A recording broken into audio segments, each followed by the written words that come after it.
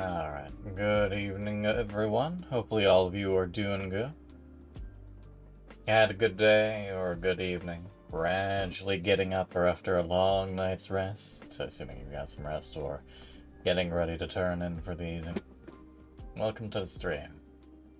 Whether you're tuning in now, tuning in later, watching the VOD on Twitch, or watching it over on YouTube. I am on the second 12-hour workday of 3. I still work tomorrow, and then I have my first day off in 2 weeks. And then I promptly work the weekend. And then I've got Monday off, then it's another mess until the extra life. Couple of days off, but obviously I'll be busy in a new and different way, so it'll be a while before my schedule's kind of back to the norm. But I am still trying to make these streams, so...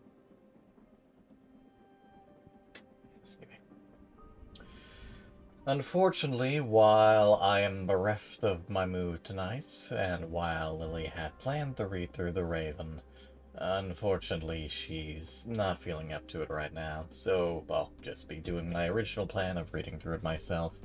And I guess she's the one who'll be reading through it sometime next year. We'll see how things go. Either way, I just hope that she gets some good rest.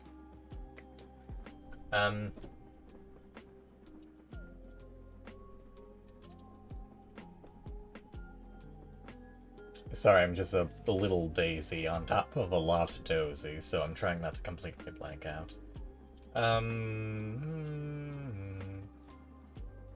I don't really have too many more announcements. I will say that some of you may recall Suikapon. We just go ahead and give him a cheeky little shout out, considering he randomly does that for me now and again.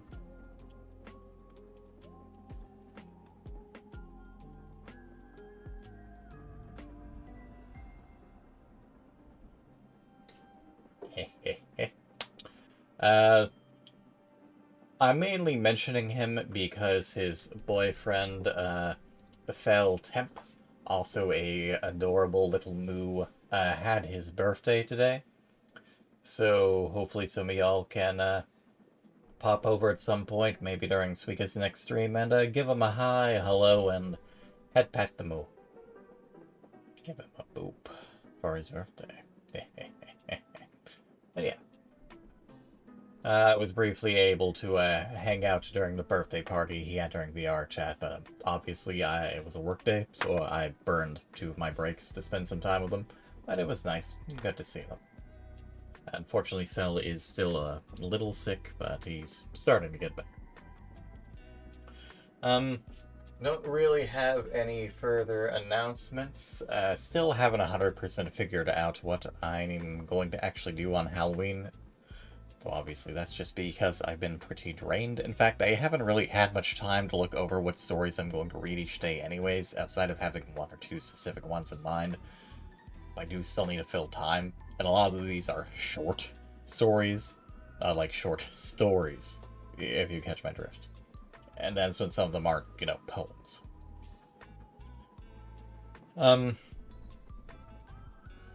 Neither Lily nor Gray is going to be available during the entirety of the 24-hour stream either. And I have no idea how long my brother is going to be available. So we'll see how things go. Despite planning for this stuff, or at least trying to plan for this stuff years or months in advance.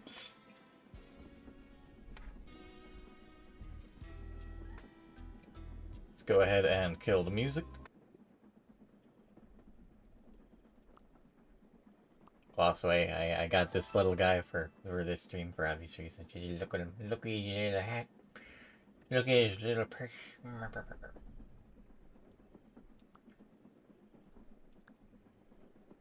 Look at his little book.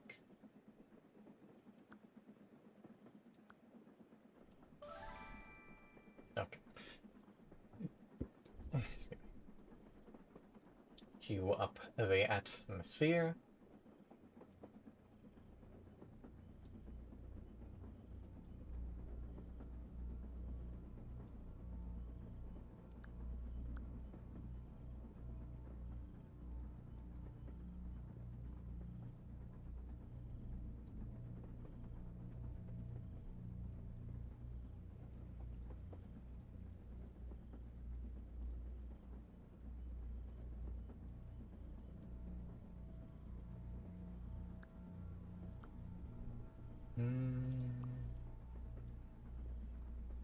Let's go with that for now.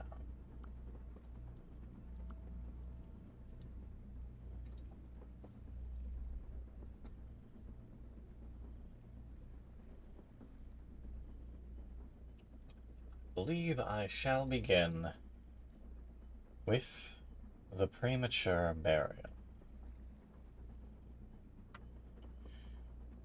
There are certain themes of which the interest is all-absorbing, which are too entirely horrible for the purposes of legitimate fiction. These the mere romanticist must eschew if he does not wish to offend or to disgust. They with propriety handled only when the severity and majesty of truth sanctify and sustain them.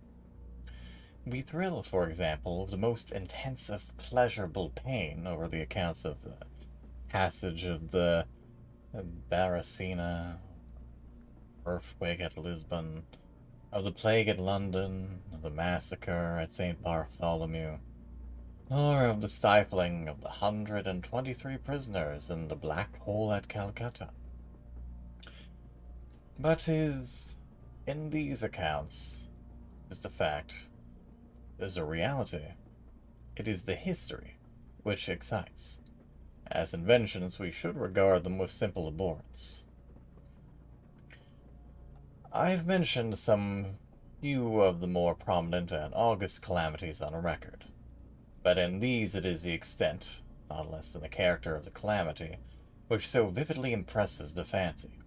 I need not remind the reader that, from the long and weird catalogue of human miseries, I might have selected many individual instances more replete with essential suffering than any of these vast generalities of disaster. The true wretchedness, indeed, the ultimate woe, is particular, not diffuse.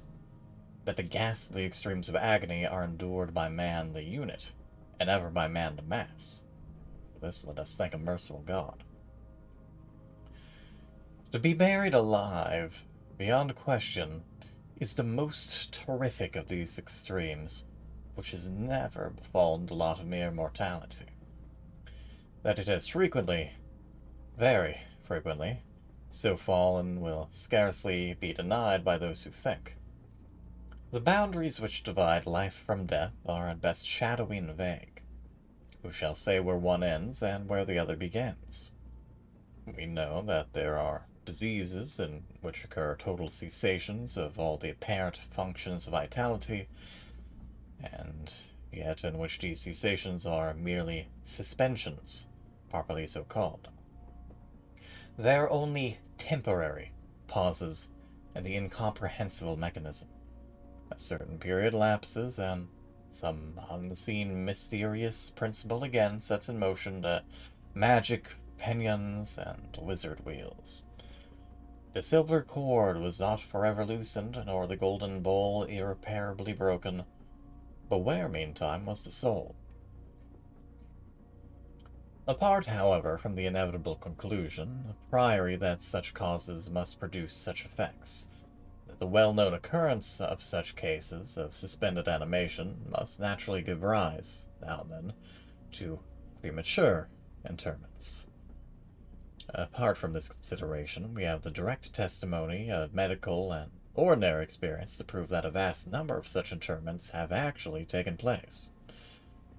I might refer at once, if necessary, to 100 well authenticated instances.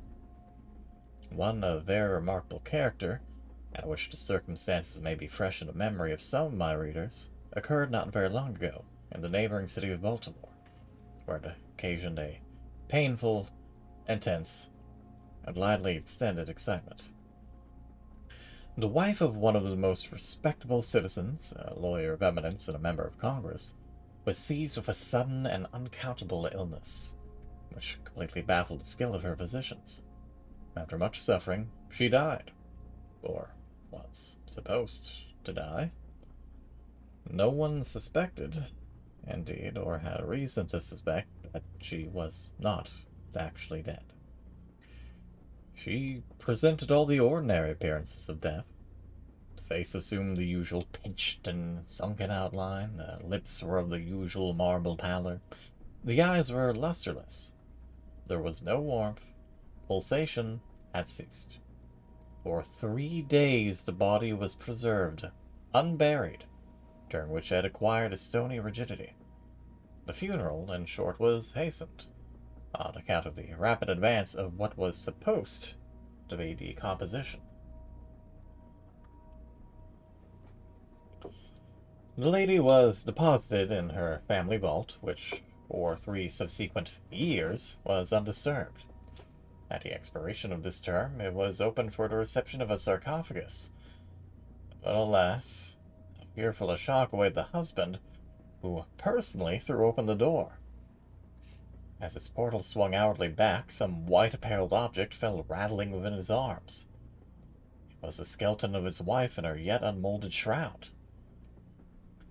A careful investigation rendered it evident that she had revived within 2 days after her entombment, that her struggles within the coffin had caused it to fall from a ledge, or shelf to the floor, where it was so broken as to permit her escape. A lamp which had been accidentally left, full of oil, within the tomb was found empty. Might have been exhausted, however, by evaporation. On the utmost of the steps, which led down to the dread chamber, was a large fragment of the coffin, with which it seemed she had endeavored to arrest attention by striking the iron door. While thus occupied, she probably swooned, or possibly died, through sheer terror, and in falling, her shroud had become entangled in some iron, work which projected anteriorly. Thus she remained, as she rotted, erect. In the year 1810, a case of living inhumation happened in France, attended with circumstances which go far to warrant the assertion that truth is, indeed, stranger than fiction. The heroine of the story was a Mademoiselle Victorine Lafourcade, a young girl of illustrious family, of wealth, and of great personal beauty. Among her numerous suitors was Julien Bossuet, for literature or journalist of Paris. His talents and general amiability had recommended him to the notice of the heiress, by whom he seems to have been truly beloved. But her pride of birth decided her, finally, to reject him, and to wed a Monsieur Renel, a banker and a diplomat of some eminence. After marriage, however, this gentleman neglected, and perhaps even more positively ill-treated her. Having passed with him some wretched years, she died. At least, her condition so closely resembled death as to deceive every one who saw her. She was buried, not in a vault, but in an ordinary grave in the village of her nativity. Filled with despair, and still inflamed by the memory of a profound attachment, the lover journeys from the capital to the remote province in which the village lies, with the romantic purpose of disinterring the corpse and possessing himself of its luxuriant tresses. He reaches the grave. At midnight, he unearths the coffin, opens it, and is in the act of detaching the hair, when he is arrested by the unclosing of the beloved eyes. In fact, the lady had been buried alive. Vitality had not altogether departed, and she was aroused by the caresses of her lover from the lethargy which had been mistaken for death. He bore her frantically to his lodgings in the village, employed certain power restoratives suggested by no little medical learning. In fine, she revived. She recognized her preserver. She remained with him until, by slow degrees, she fully recovered her original health. Her woman's heart was not adamant, and this last lesson of love sufficed to soften it. She bestowed it upon Bossuet. She returned no more to her husband, but, concealing from him her resurrection, fled with her lover to America. 20 years afterward, the two returned to France, and the persuasion that time had so greatly altered the lady's appearance that her friends would be unable to recognize her. They were mistaken, however, for, at the first meeting, Monsieur Renel did actually recognize her, and make a claim to his wife. This claim she resisted, and a judicial tribunal sustained her in her resistance, deciding that the peculiar circumstances, with the long lapse in years, had extinguished not only equitability, but legally the authority of the husband.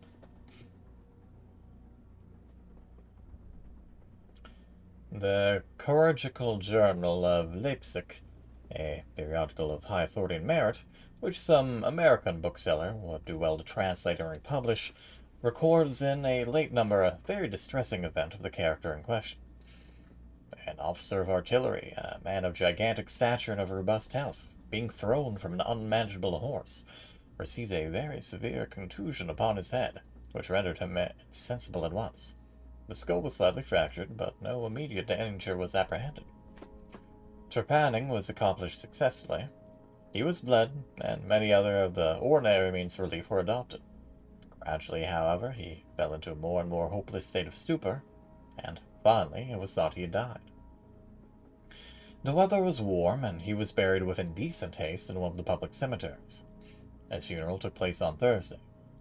On the Sunday following, the grounds of the cemetery were, as usual, much thronged with visitors.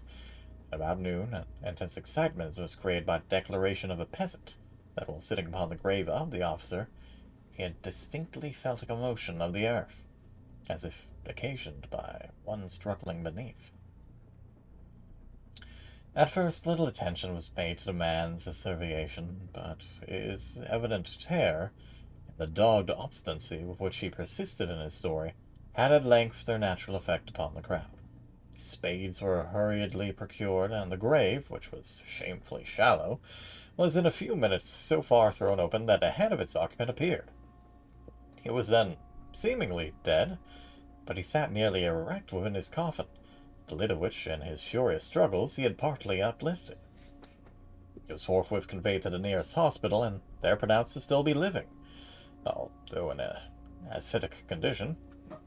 After some hours he revived, recognized individuals of his acquaintance, and, in broken sentences, spoke of his agonies in the grave.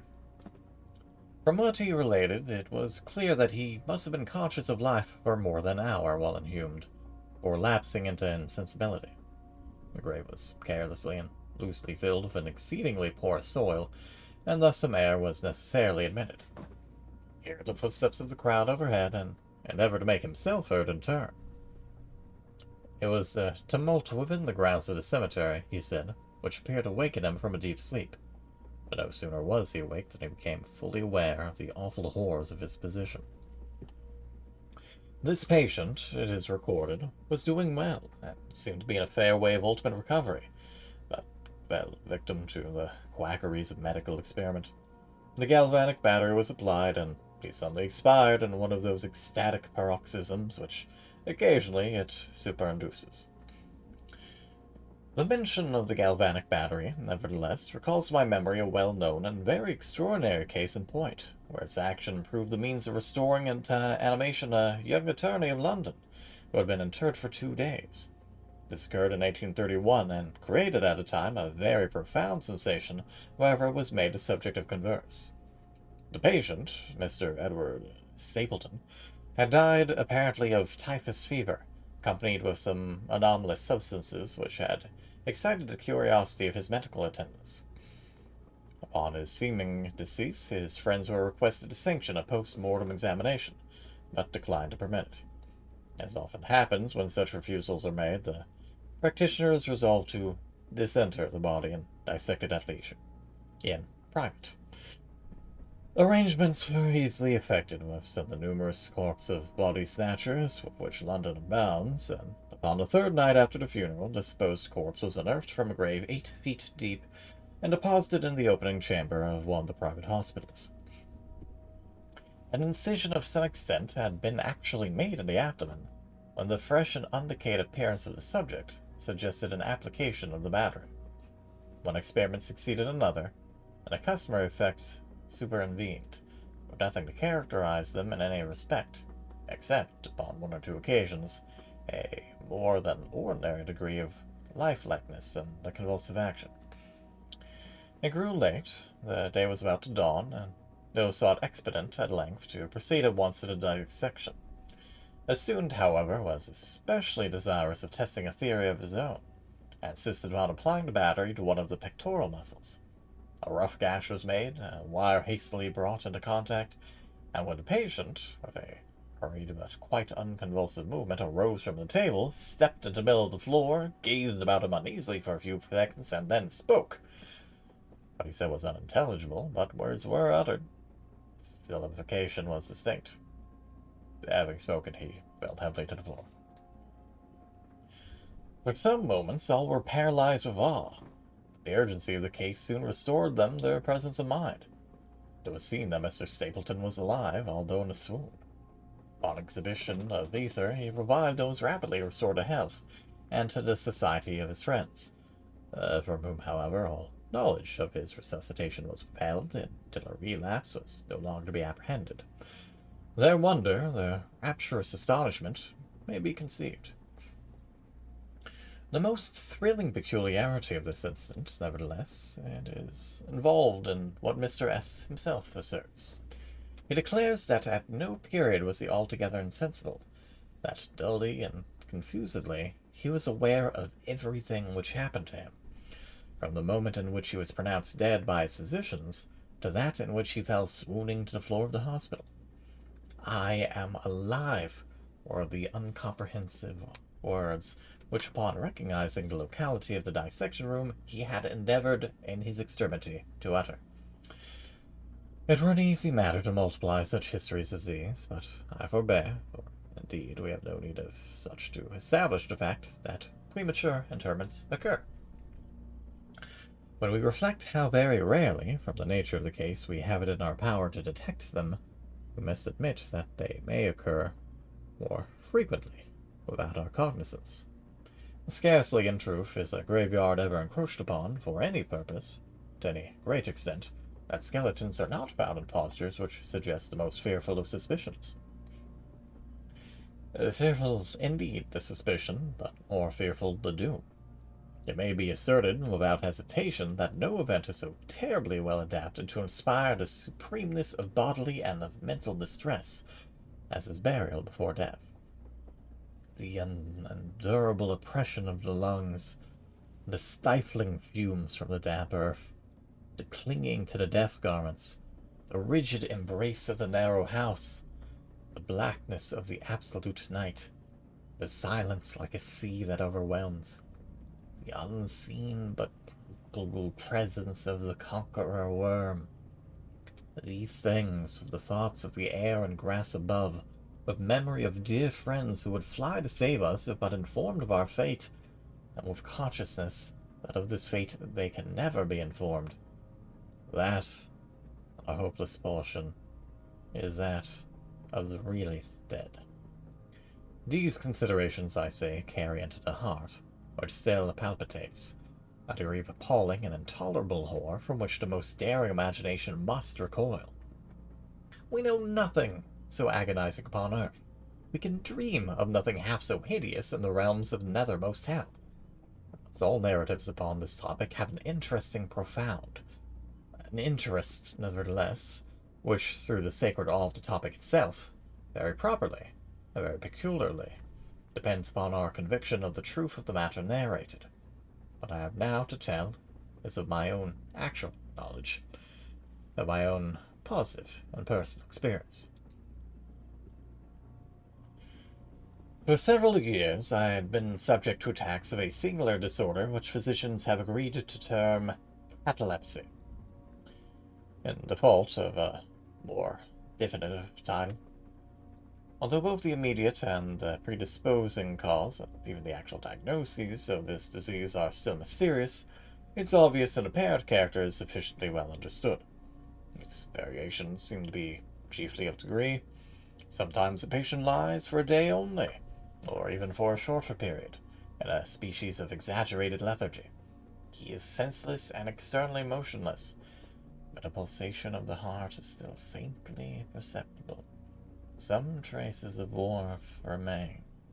A slight color lingers within the center of the cheek, and upon application of a mirror to the lips, we can detect a torpid, unequal, and vacillating action of the lungs. Then again, during the duration of the trance is, for weeks, even for months, while the closest scrutiny and the most rigorous medical Tests fail to establish any material distinction between the state of the sufferer and what we conceive of absolute death. Very usually, he is saved from premature interment solely by the knowledge of his friends that he has previously been subject to catalepsy, by the consequent suspicions excited, and, above all, by the non-appearance of decay. The advances of the malady are luckily gradual.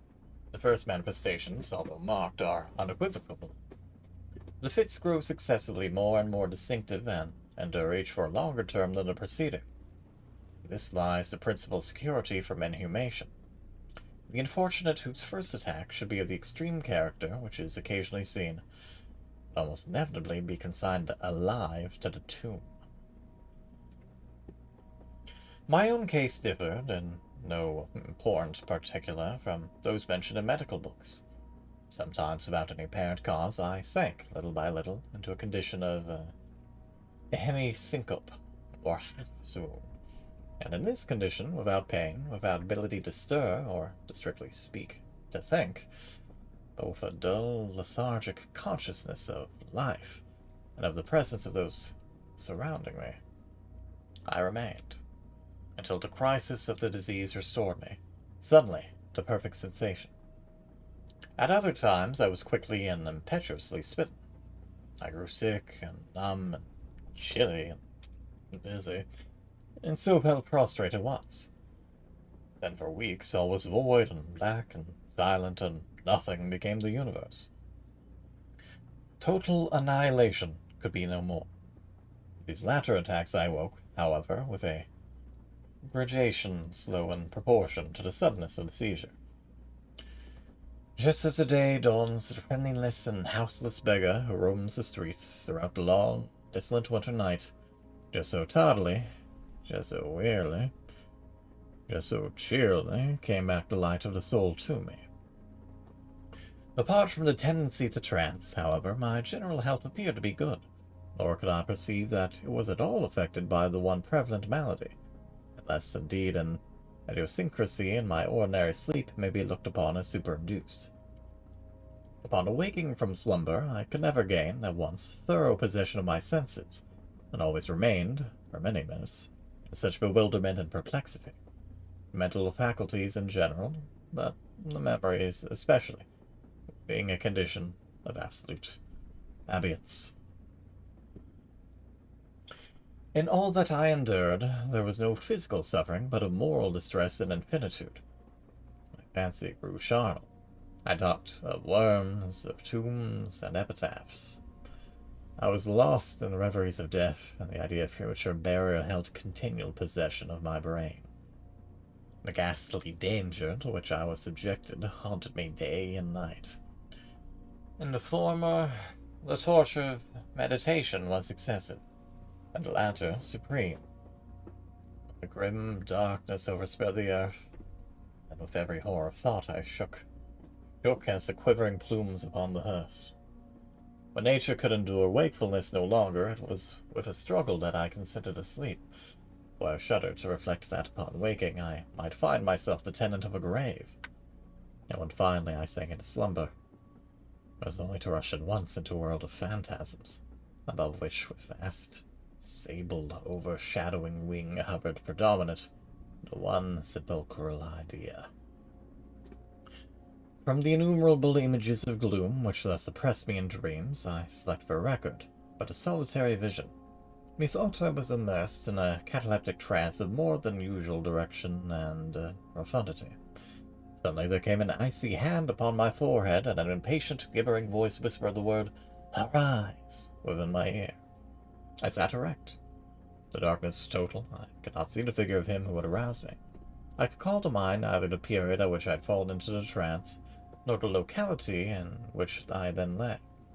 While I remained motionless, busied in endeavors to collect my thoughts, a cold hand grasped me, fiercely by the wrist, shaking it petulantly, while the gibbering voice said again, "Arise!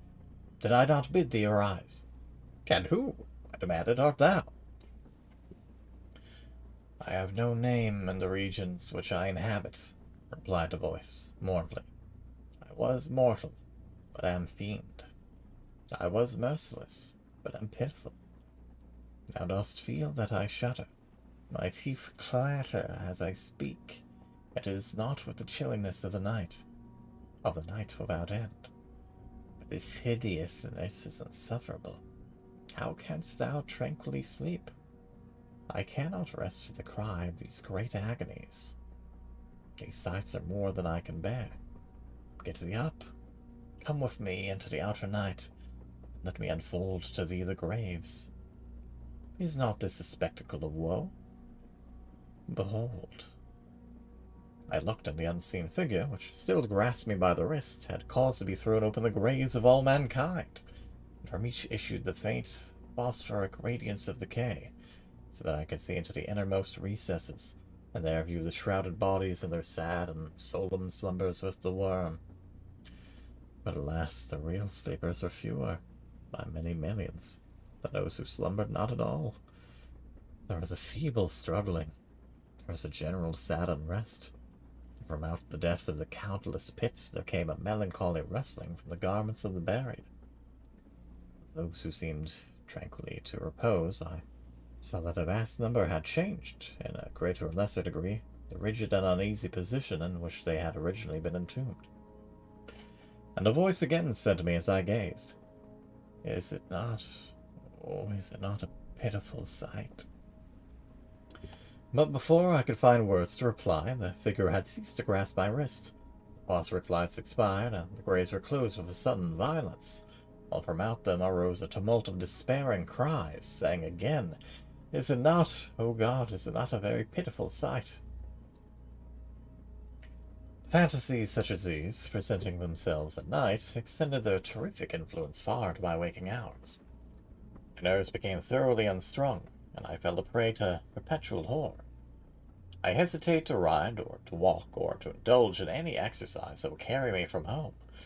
In fact, I no longer dared trust myself out to the immediate presence of those who were aware of my proneness to catalepsy, lest, falling into one of my usual fits, I should be buried before my real condition could be ascertained. I doubted the care and the fidelity of my deepest friends.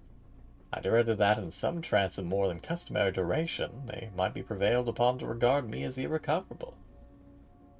I even went so far as to fear that, as I occasioned much trouble, they might be glad to consider any very protracted attack as sufficient excuse for getting rid of me altogether. It was in vain they endeavored to reassure me my most solemn promises. I exacted a most sacred oath that under no circumstances they would bury me until decomposed had so materially advanced as to render further preservation impossible. Even then my mortal terrors would listen to no reason, would accept no consolation. I entered into a series of elaborate precautions. Among other things, I had the family vault so remodeled as to admit of being readily opened from within. The slightest pressure upon a long lever that extended far into the tomb would cause the iron portal to fly back. There were arrangements also for the free admission of air and light, and convenient receptacles for food and water, within immediate reach of the coffin intended for my reception. This coffin was warmly and softly padded, and was provided with a lid fashioned upon the principle of the vault door, with the addition of springs so contrived that the feeblest movements of the body would be sufficient to set it at liberty. Besides all this, there was suspended from the roof of the tomb a large bell, the rope of which was designed should extend through a hole in the coffin, and so be fastened to one of the hands of the corpse. But alas, what avails the vigilance against the destiny of man? Even these well-contrived securities suffice to say, from the uttermost agonies of living inhumation, a wretch to these agonies foredoomed. There arrived an epoch, as often before there had arrived, in which I found myself immersed, and then emerging from total unconsciousness into the first feeble and indefinite sense of existence. Slowly, with a tortoise gradation, approached the faint grey dawn of the fatal day, a torpid uneasiness, an apathetic endurance of dull pain. No care, no hope, no effort. And then after a long interval, a ringing in the ears. Then after a lapse still longer, a prickling or tingling sensation in the extremities. in a seemingly eternal period of pleasurable quiescence, during which the awakening feelings are struggling into thought, then a brief re-sinking into non-entity, and a sudden recovery. At length, the slight quivering of an eyelid, an immediate thereupon, an electric shock of a tear, deadly and indefinite, which sends the blood in torrents from the temples to the heart. And now the first positive effort to think, and now the first endeavor to remember, and now a partial and evanescent success. And now the memory has so far regained its dominion that, in some measure, I am cognizant of my state. I feel that I am not awaking from ordinary sleep. I recollect that I have been subjected to catalepsy, and now at last, as if by the rush of an ocean, my shuddering spirit is overwhelmed by one grim danger, by the one spectral and ever-present idea. For some minutes after this fancy possessed me, I remained without motion. And why? I could not summon courage to move. I dared not make the effort which was to satisfy me of my fate. And yet there was something in my heart which whispered me it was sure. Despair, such as no other species of wretchedness ever calls into being. Despair alone urged me, after long irresolution, to uplift the heavy lids of my eyes. I uplifted them. It was dark. All dark. I knew that the fit was over. I knew that the crisis of my disorder had long passed. I knew that I had now fully recovered the use of my visual faculties, and yet it was dark. All dark. The intense and utter raylessness of the night that endureth for evermore. I endeavored to shriek, and my lips and my parched tongue moved convulsively together in the attempt, but no voice issued from the cavernous lungs, which, oppressed as if by the weight of some encumbered mountain, gasped and palpitated with the heart and every elaborate and struggling inspiration. The movement of the jaws in this effort to cry aloud showed me that they were bound up, as is usual with the dead. I felt, too, that I lay upon some hard substance, and something similar to my sides were also closely compressed. So far I had not ventured to stir any of my limbs, but now I violently threw upon my arms, which had been lying at length with the wrists crossed. They struck a solid wood substance, which extended above my person at an elevation of not more than 6 inches from my face. I could no longer doubt that I reposed within a coffin at last.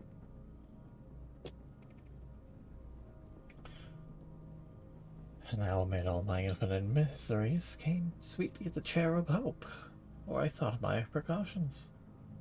I arrived and made spasmodic exertions to force open the lid. It would not move. I felt my wrist for the bell rope. It was not to be found. And now the comforter fled forever, and a still, sterner despair reigned triumphant. For I could not help perceiving the absence of the paddings which I had so carefully prepared. And then, too, there came suddenly to my nostrils the strong, peculiar odor of moist earth. The conclusion was irresistible. I was not within the vault. I'd fallen into a trance while absent from home, all among strangers. When or how I could not remember. It was they who had buried me as a dog, nailed up in some common coffin, and thrust deep and forever into some ordinary, nameless grave. As a soft conviction forced itself thus into the innermost chambers of my soul, I once again struggled to cry aloud. And in this second endeavor I succeeded. A long, wild, and continuous shriek A yell of agony, resounding through the realms of the subterranean night. "Hello, hello there," said a gruff voice in reply. "What the devil's the matter now?" said a second. "Get out of that," said a third. "What do you mean by yowling that air kind of style, like cat him out?" said a fourth. Then Jeremiah was seized and shaken without ceremony for several minutes by a junto of very rough-looking individuals. Did not arouse me from my slumber, for I was wide awake when I screamed, but they restored me to full possession of my memory. This adventure occurred near Richmond, in Virginia. Accompanied by a friend, I had proceeded upon a gutting expedition some miles down the banks of the James River. Night approached, and we were overtaken by a storm. The captain of a small sloop, lying at anchor in the stream and laden with garden mold, afforded us the only available shelter. We made the best of it and passed the night on board. I slept in one of the only two berths in the vessel. The berths of a sloop of 60 or 20 tons need scarcely be described. That which I occupied had no bedding of any kind. Its extreme width was 18 inches. The distance of its bottom from the deck overhead was precisely the same. I found it a matter of exceeding difficulty to squeeze myself into. Nevertheless, I slept soundly, and the whole of my vision, for it was no dream, no nightmare, arose naturally from the circumstances of my position, from an ordinary bias of thought, and from the difficulty to which I have alluded of collecting my senses, and especially of regaining my memory, for a long time after waking from slumber. The men who shook me were the crew of the sloop, and some laborers engaged to unload it. From the load itself came the earthly smell. The bandage about my jaws was a silk handkerchief in which I had bound up my head, in default of a customary nightcap.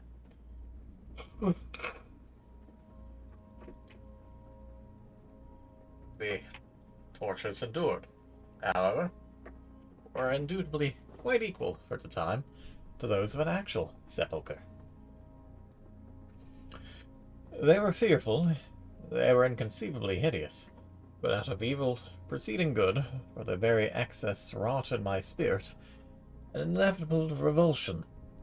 My soul acquired temper. I went abroad, I took vigorous exercise. I breathed the free air of heaven. I thought upon other subjects than death. I discarded my medical books.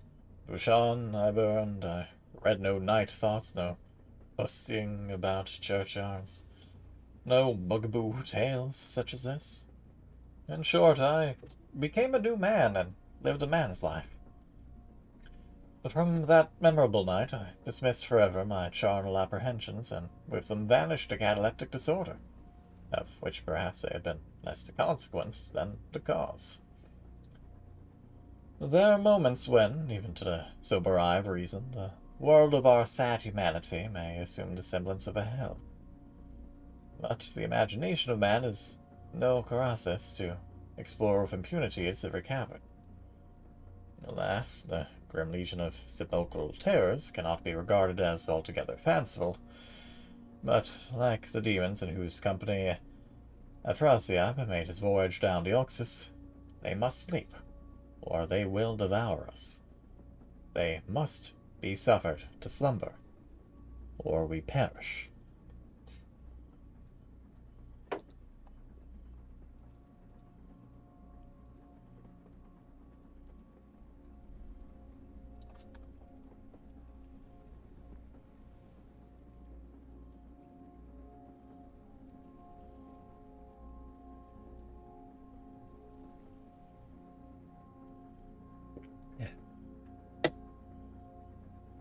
Now just have myself a little break to recover my throat and drink some water and tea.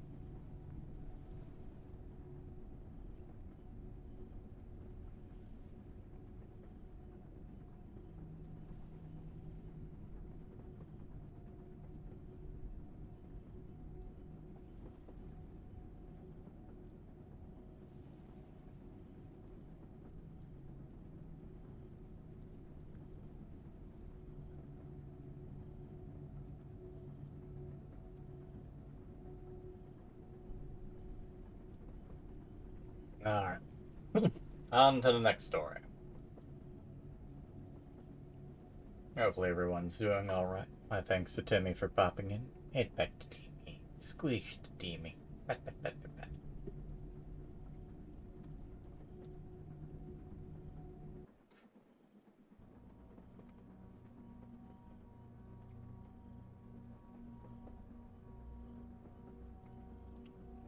Next on the list, we have the Telltale Heart. True. Nervous. Very, very dreadfully nervous I had been and am. But why will you say that I'm mad? The disease had sharpened my senses, not destroyed, not dulled them. Above all was the sense of hearing acute. I heard all things in the heaven and in the earth. I heard many things in hell. How then am I mad? Look, and observe how healthily, how calmly I tell you the whole story. It is impossible to say how first the idea entered my brain, but once conceived, it haunted me day and night.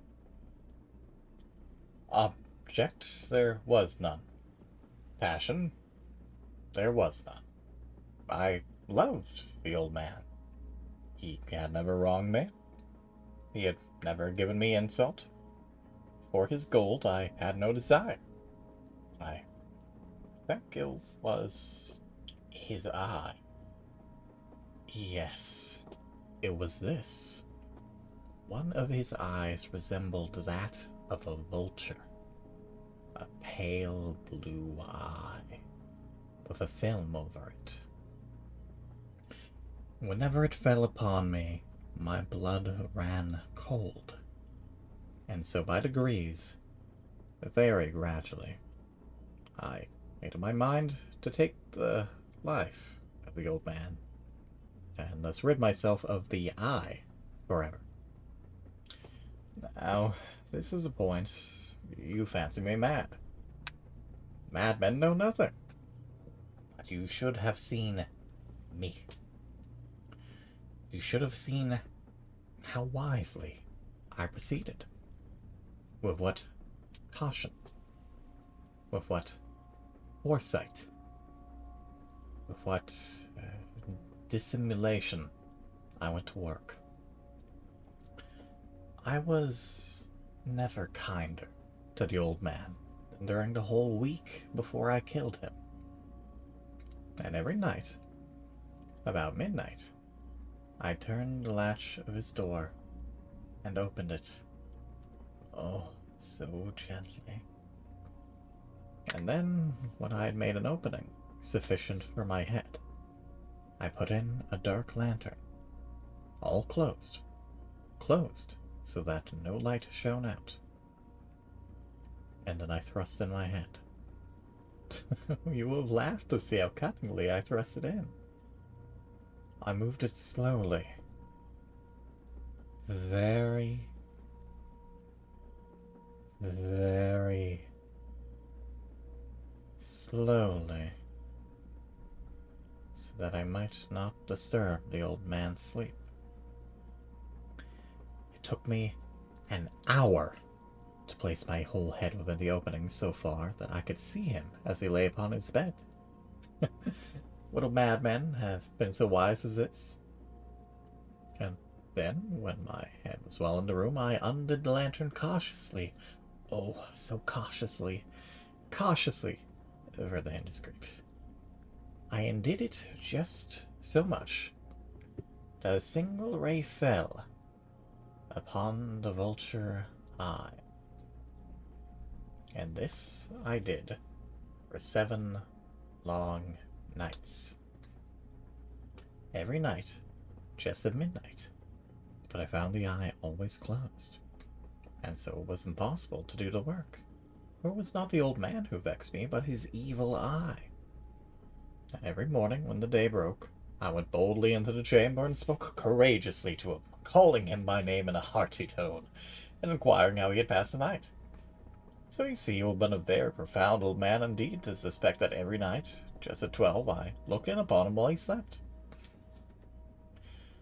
Upon the 8th night, I was more than usually cautious in opening the door. The watch's minute hand moves more quickly than mine did.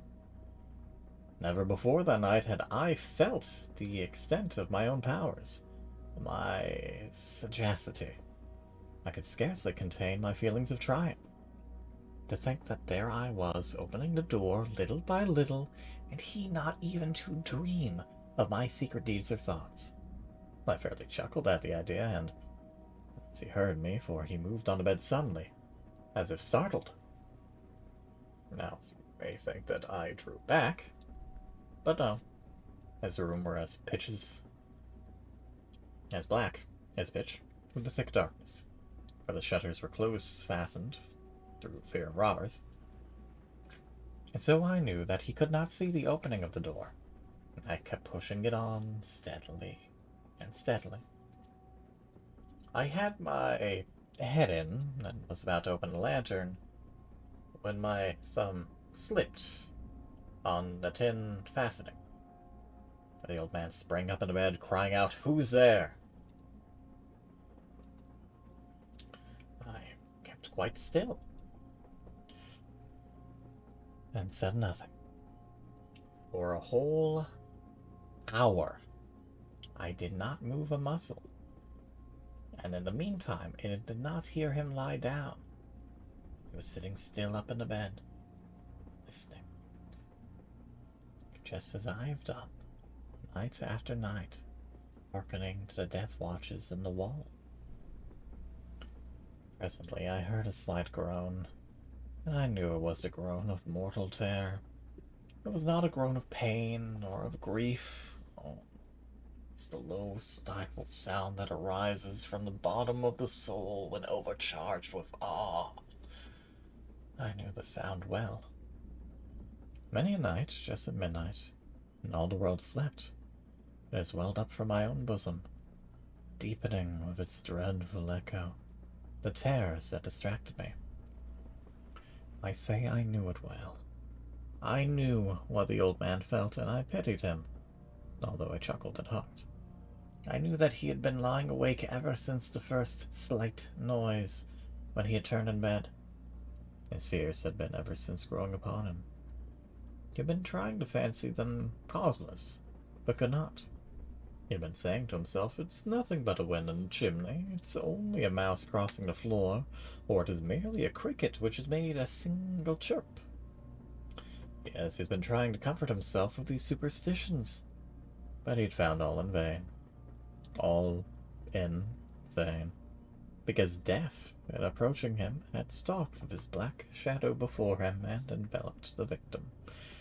It was the mournful influence of the unperceived shadow that caused him to feel, although he neither saw nor heard, to feel the presence of my head within the room.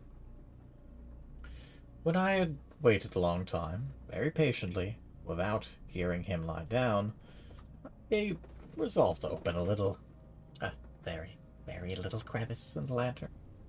So I opened it.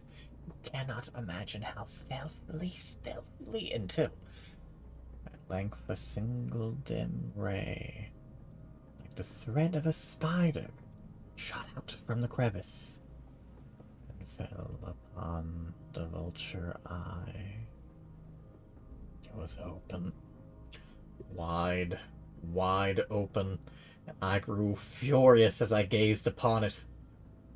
I saw it with perfect distinctness, all the dull blue, with a hideous veil over it that chilled the very marrow in my bones. But I couldn't see nothing else of the old man's face or person, for I had directed the ray as if by instinct, precisely upon the damned spot. And now have I not told you what you mistake for madness is but over acuteness of the senses?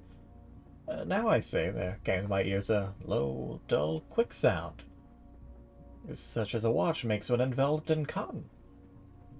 I I knew that sound well, too. It was the beating of the old man's heart. It increased my fury, as the beating of a drum stimulates the soldier into courage. But even then I refrained and kept still. I scarcely breathed.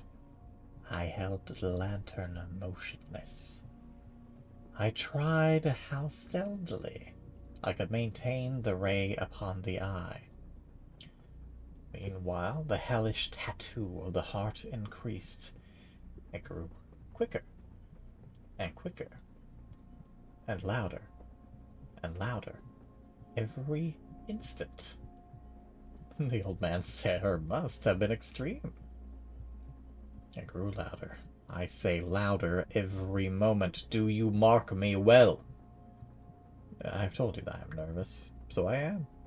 And now at the dead hour of the night, amid the dreadful silence of that old house, so strange a noise as this excited me to uncontrollable terror. Yet, for some minutes longer I refrained and stood still. But the beating grew louder. Louder. I thought the heart must burst. And now a new anxiety seized me. The sound would be heard by a neighbor.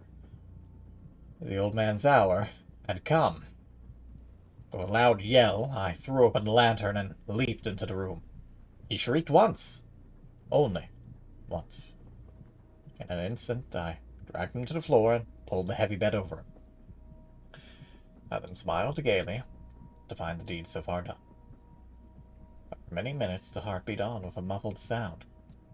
This, however, did not vex me. It would not be heard through the wall.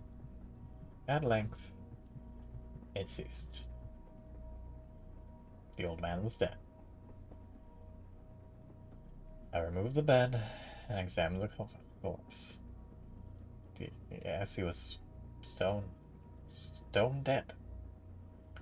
I placed my hand upon the heart and held it there many minutes. There was no sensation. He was stone dead. His eye would trouble me no more.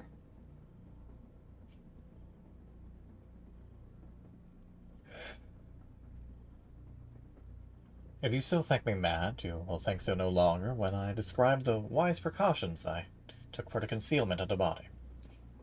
The night waned, and I worked hastily, but in silence.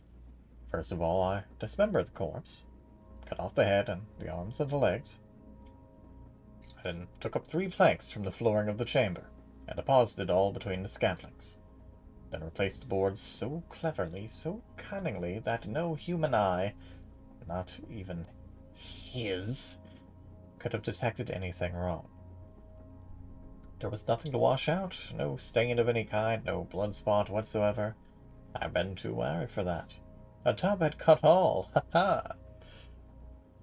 When I had made an end of these labors, it was 4 o'clock, still dark as midnight. A bell sounded in the air. There came a knocking at the street door. I went down to open it with a light heart, for what had I now to fear? There entered 3 men who introduced themselves with perfect suavity as officers of the police. A shriek had been heard by a neighbor during the night. Suspicion of foul play had been aroused. Information had been lodged at the police office, and they, the officers, had been deputed to search the premises. I smiled, for what had I to fear? I bade the gentleman welcome. The shriek, I said, was my own in a dream. The old man, I mentioned, was absent in the country. I took my visitors all over the house. I bade them search well.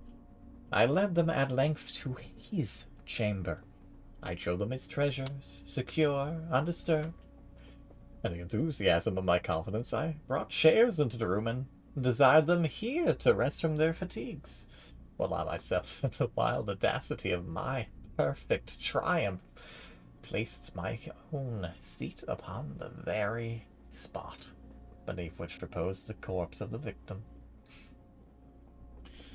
The officers were satisfied. My manner had convinced them. I was singularly at ease. They sat, and while I answered cheerily, they chatted of familiar things. But ere long, I felt myself getting pale and wished them gone. My head ached, and I fancied a ringing in my ears. But still they sat, and still chatted. The ringing became more distinct. It continued, and became more distinct. I talked more freely to get rid of the feeling, but it continued and gained definitiveness until, at length,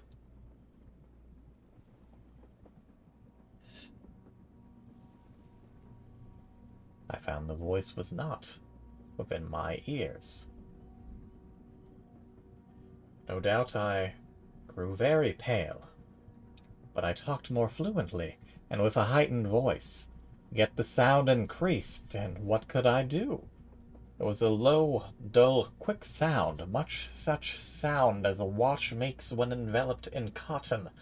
I gasped for breath, and yet the officers heard it not. I talked more quickly, more vehemently, but the noise steadily increased.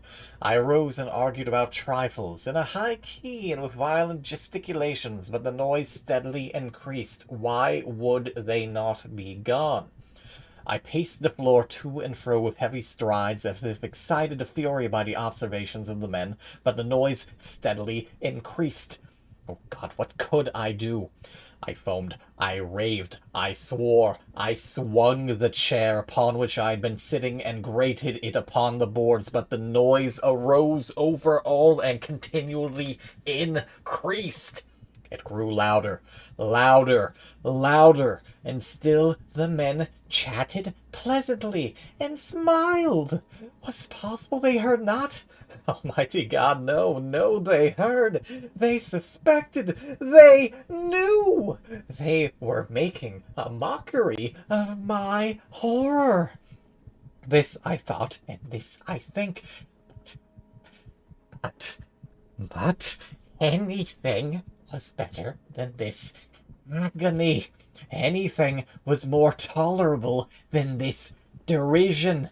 I could bear those hypocritical smiles no longer. I felt that I must scream or die. And now again, hark, louder, louder, louder, louder! Villains! I shrieked. Disassemble no more. I admit the deed. Tear up the planks. Here, here it is the beating of his hideous heart.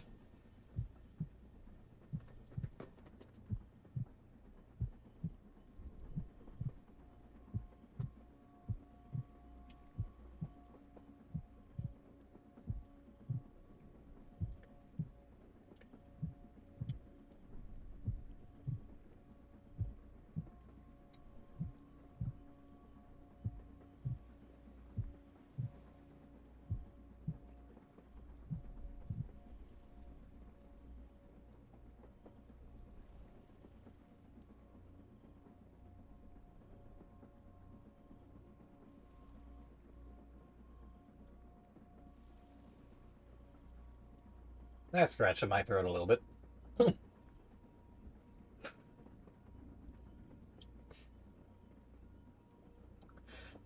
Given the fact that I was reading the story, I may have missed it, but many thanks for popping in, Goku. Always glad to see you. I hope you get to work safe, and hopefully all goes well.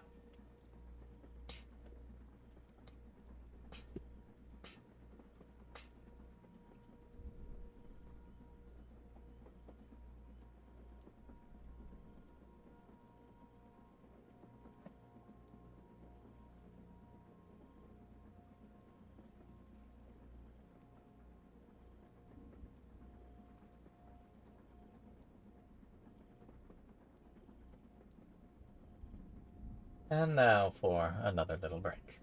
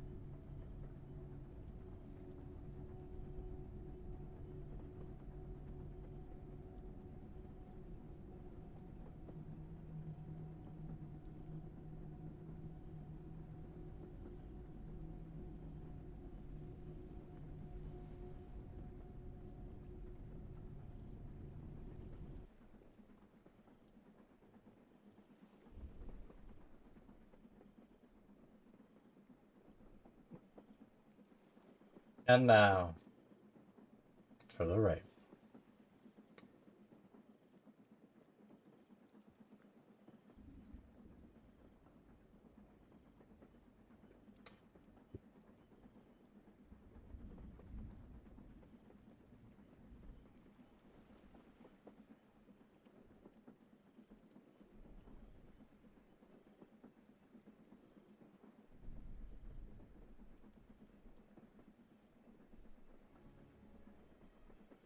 Once upon a midnight dreary, while I pondered, weak and weary, over many a quaint and curious volume of forgotten lore, while I nodded, nearly napping, suddenly there came a tapping, as if someone gently rapping at my chamber door.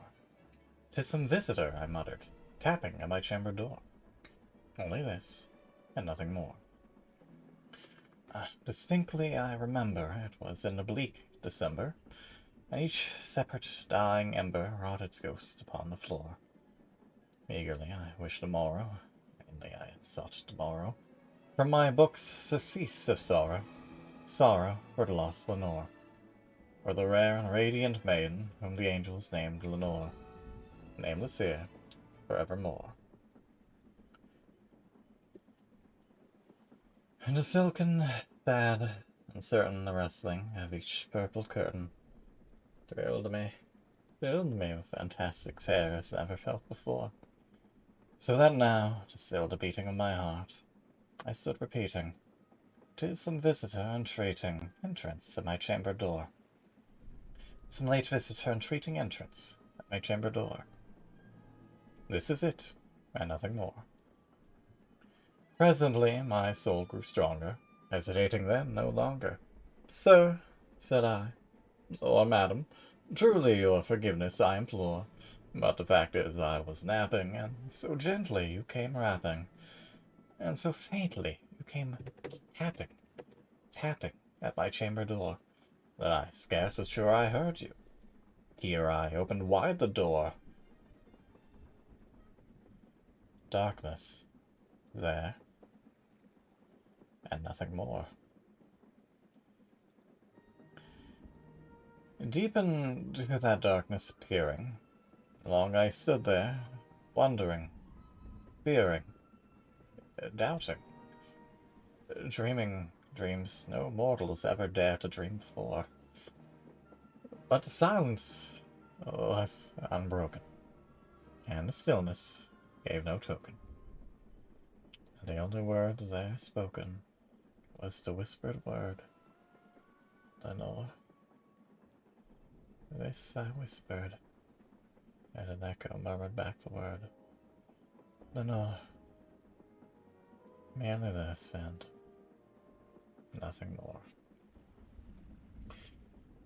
Back into the chamber turning, all my soul within me burning. Soon again I heard a tapping, something louder than before. "Surely," said I, "surely there's something at my window lattice. Let me see, then, what thereat is, and this mystery explore. Let my heart be still a moment, and this mystery explore. 'Tis the wind, and nothing more."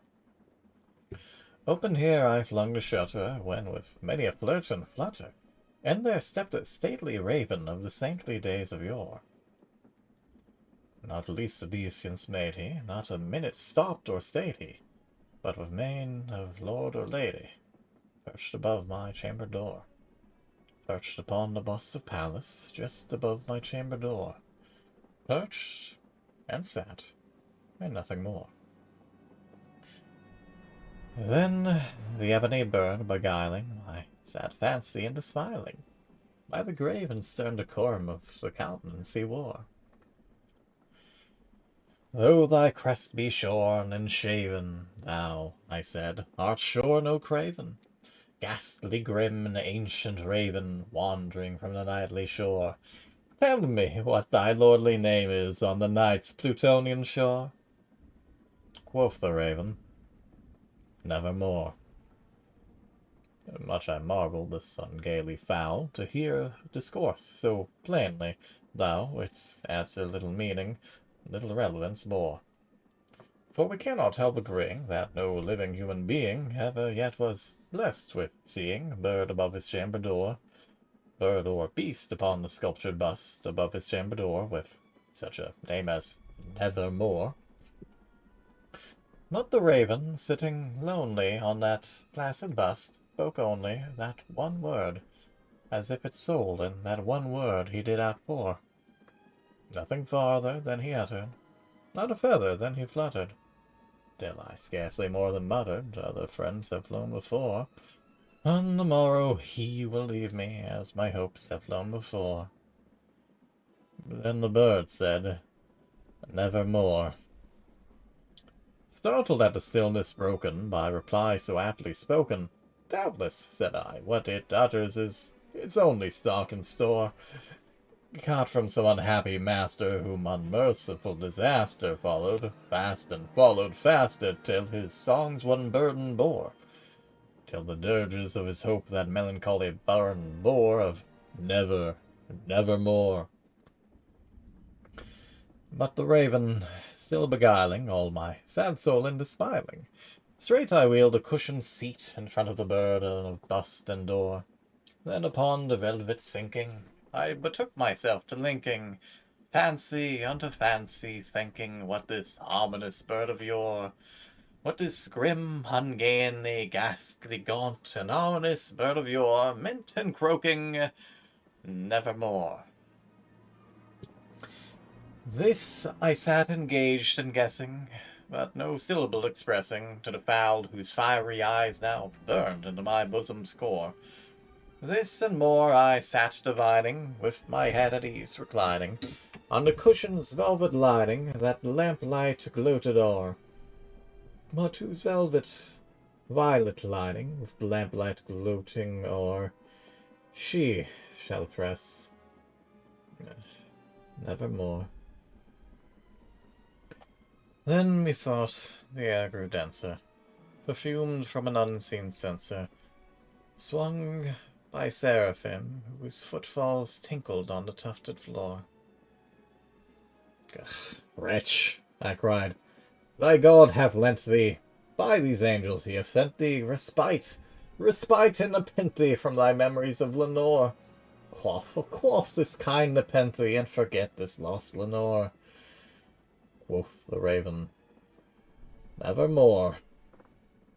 Prophet, said I, think of evil. Prophet still if bird or devil.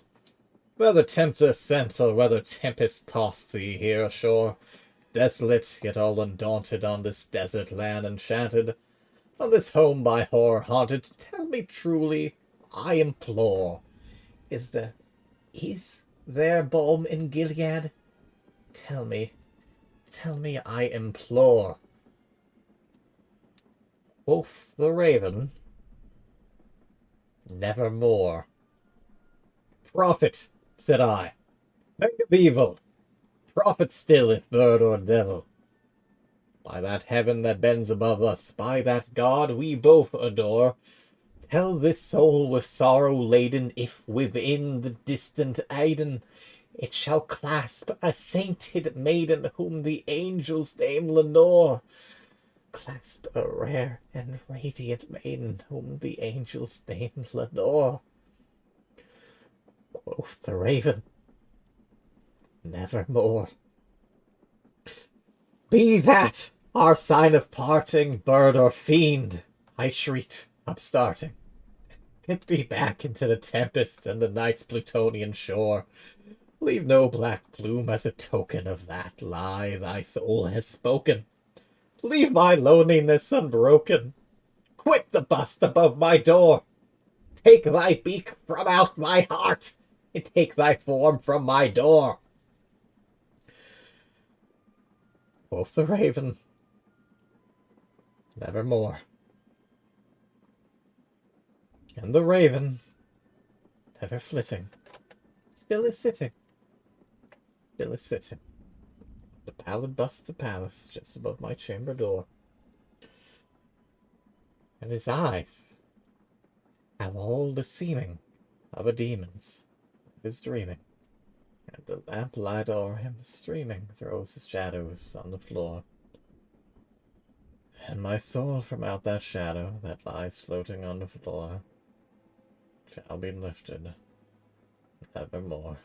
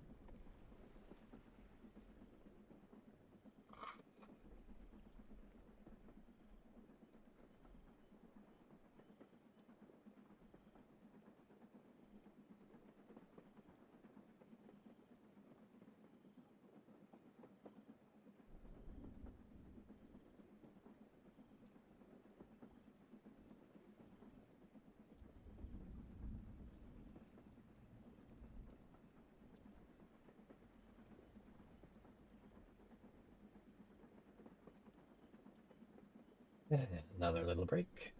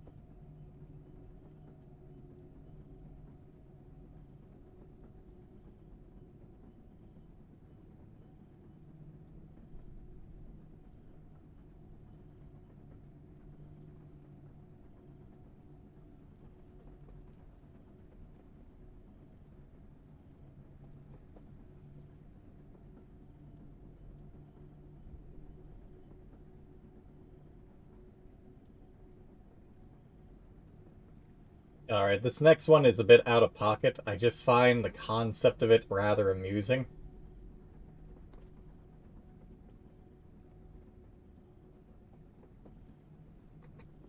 Leastwise, because of the first fucking line.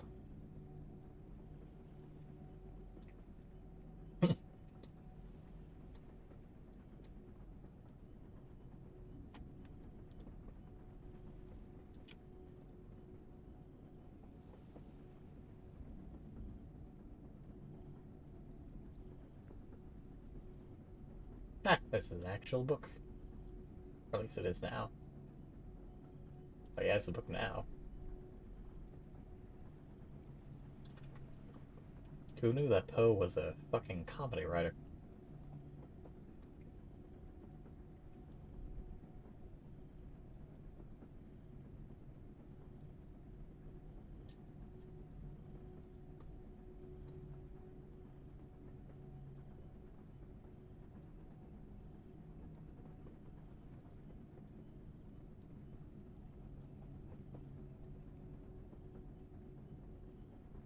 I... I'm... I'm just going to completely break the horror atmosphere here because I just have a terrible urge to put in a very particular Kevin MacLeod song. Let's see, I believe it's Sneaky Snitch?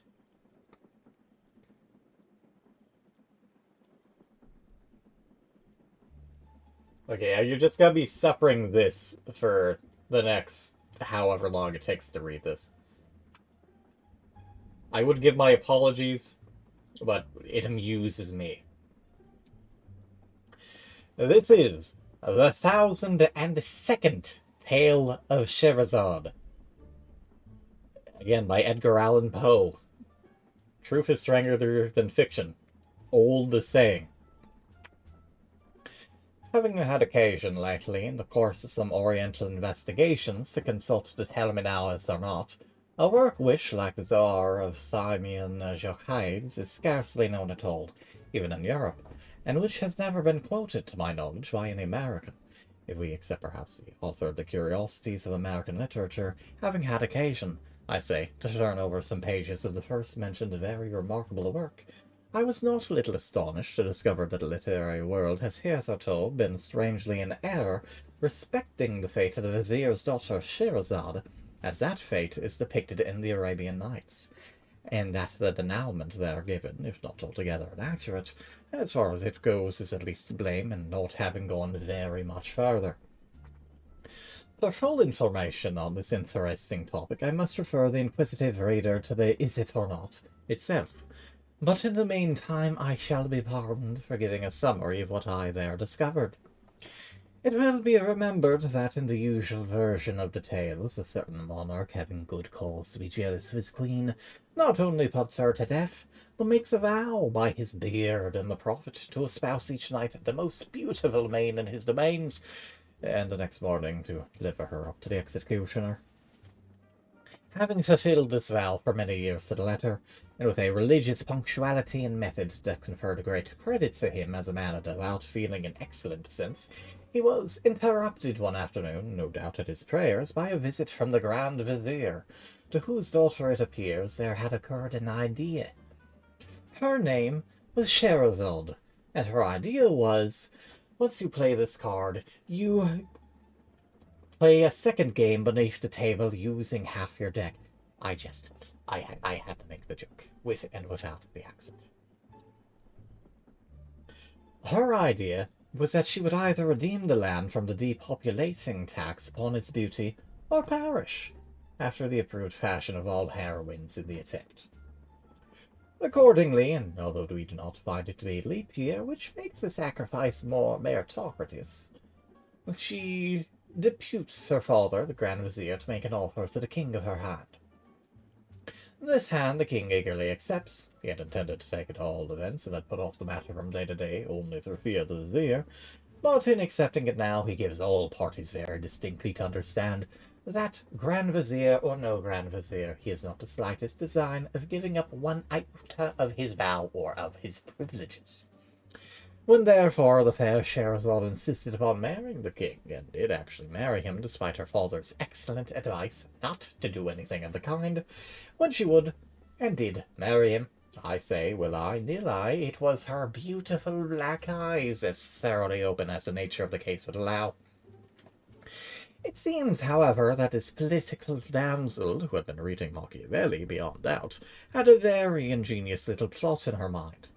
On the night of the wedding, she contrived, upon I forget what specious pretence, to have her sister occupy a couch sufficiently near the end of that royal pair to admit of easy conversation from bed to bed, and a little before cock crowing she took care to waken the good monarch, or husband, who bore her none the worse will because he intended to wring her neck on the morrow.